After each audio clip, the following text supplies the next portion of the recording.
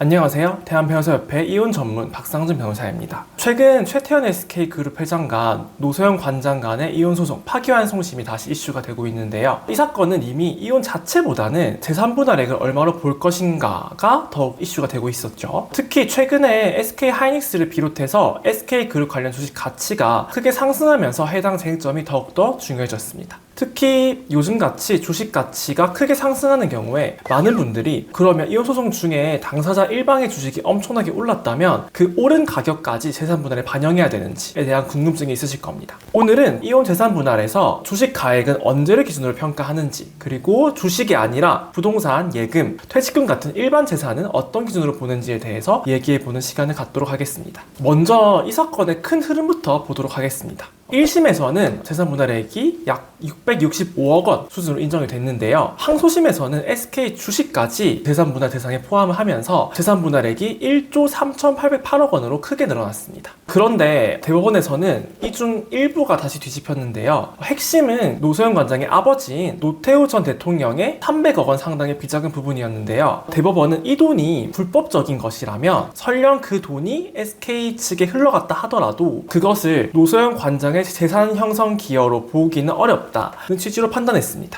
그래서 사건을 다시 서울고등법원으로 돌려보냈고 현재 파기환송심에서 재산 분할 금액을 다시 판단해야 되는 상황입니다. 그런데 여기서 새로운 변수가 생겼습니다. 바로 주가 상승인데요. 보도에 따르면 이전 항소심 변론 종결 무렵 SK 주식 가액과 현재 주식 가액 사이에 상당한 차이가 있고 이 때문에 어느 시점의 주가를 기준으로 하느냐에 따라서 재산 분할 금액이 크게 달라질 수도 있다고 합니다. 그러면 법적으로는 어느 시점을 기준으로 해야 될까요? 원칙부터 말씀드리면 이혼 재산 분할에서 분할 대상 재산과 그 가액은 원칙적으로는 사실심 변론 종결을 기준으로 합니다. 쉽게 말하면 재판부가 사실관계 심리를 마치고 이제 더 이상 주장과 증거를 받지 않겠습니다 라고 하는 마지막 시점입니다. 1심이면 1심 변론 종결일, 항소심이면 항소심 변론 종결일이 되겠죠. 3심은 법률심이기 때문에 사실심이 아닙니다. 그리고 파기환송심도 사실심에 해당하기 때문에 원칙적으로는 파기환송심 변론 종결일이 그 기준이 됩니다. 그래서 일반적인 법리만 놓고 따지자면 파기환송심에서 다시 재산 분할을 판단한다면 그때 변론 종결일을 기준으로 가까운 시점에 주식가액 기준을 평가하는 것이 맞습니다. 그런데 현재 파기환송심에서는 조정이 진행 중인데요. 노소영 관장 측에서는 아직 변론 종결이 되지 않았기 때문에 현재 주식 가치를 반영해야 된다고 주장하고 있고, 반대로 최태원 회장 측에서는 이미 혼인 관계는 오래전에 파탄이 났고 이혼도 확정이 됐다. 그 이후 주가 상승은 부부 공동생활이나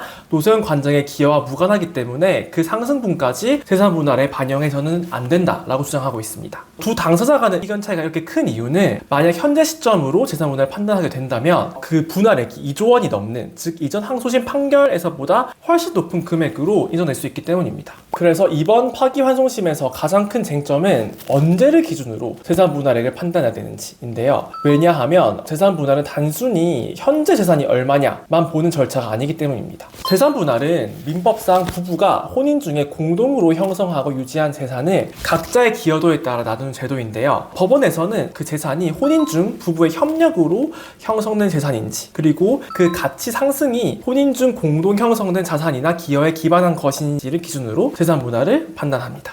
예를 들어서 부부가 혼인 중 함께 돈을 모아서 아파트를 샀어요. 그런데 이혼 소송이 길어지는 사이에 부동산 가격이 많이 올랐습니다. 이 경우에는 원칙적으로 변론 종결의 기준의 시가가 반영이 되겠죠. 왜냐하면 그 아파트 자체는 부부의 혼인 중에 공동으로 형성된 재산이고 가격 상승은 그 재산에 붙은 가치 변화이기 때문입니다. 반면에 혼인관계 파탄이 됐어요. 그 이후에 한쪽 배우자가 전혀 별개의 사업을 새로 시작해서 큰돈을 벌었거나 혼인 파탄 이후에 자기 돈과 자기의 노력으로 새로 주식을 투자해서 대박이 났어요. 이 경우에는 아무리 변론 종결일 현재 재산이 존재한다고 하더라도 그것이 혼인 중 공동 형성 재산과 무관하다면 재산 분할 대상에서 제외될 수가 있습니다. SK 주식 가치 상승을 두고서도 법원은 최태원 회장이 보유한 SK 주식이 애초에 재산 분할 대상에 포함이 되는지, 포함이 된다면 노소영 관장의 기여도를 얼마 정도로 볼 것인지, 그리고 최근 주가 상승분이 혼인 중 공동으로 형성된 기업 가치의 연장선인지, 아니면 혼인 파탄 이후 최태원 회장의 경영활동, 시장 상황, 그리고 AI 반도체 호황 등 후발적 사정에 의한 것인지 등을 판단할 것입니다.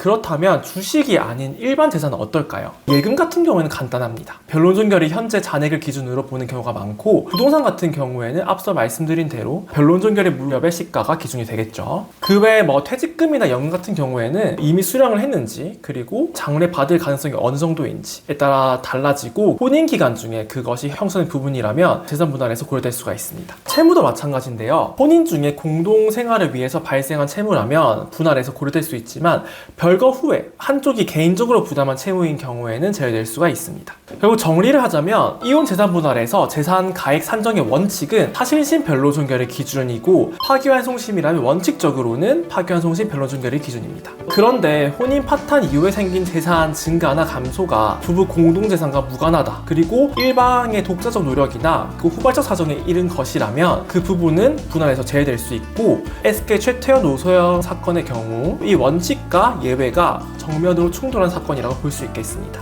그래서 이번 파기환송심은 단순히 재벌가의 이혼 소송을 넘어서서 앞으로 고액자산가의 이혼, 주식 보유자의 이혼, 스타트업 창업자의 이혼, 이런 경우에 굉장히 중요한 기준이 될 수 있을 것이라고 생각합니다. 오늘은 이혼 재산 분할에서 주식 가액은 언제를 기준으로 평가를 하는지, 그리고 주식이 아니라 부동산, 예금, 퇴직금 같은 일반 재산은 어떤 기준으로 보는지에 대해서 얘기를 해보았는데요. 오늘 얘기가 도움이 되셨다면 구독, 좋아요 부탁드립니다. 감사합니다.